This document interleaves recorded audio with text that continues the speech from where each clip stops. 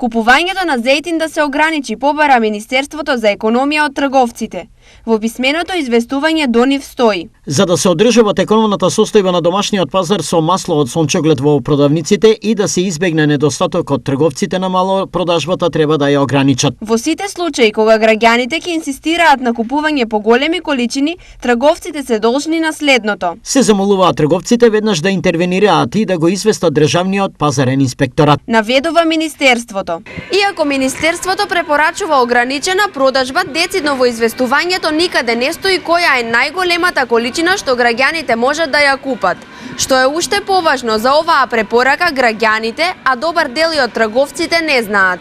Не, прв пат слушам. Да, точно знам. Денес у Камбе само 2 флаши можеш да си купиш. Немам појма. Зиваме си ние по 1 литро и како е? Тие што зимат многу може узијан да бидат. Не.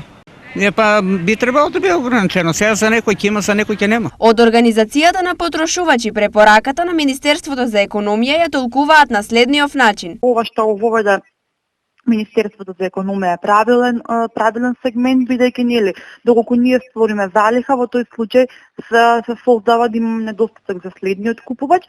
Со новата препорака која што ја даде Министерството за економија да се ограничи нели тоа колку ние како купувачи можеме да земеме определен продукт, мислам да го земеме маслото за јадење од продавницата во определена количина, би довело до тоа да имаме доволно продукти. Во моментов, зејтин на рафтовите во сите малопродажни позиции има доволно, а со оглед на веќе акумулираните количини побарувачката е во нормала.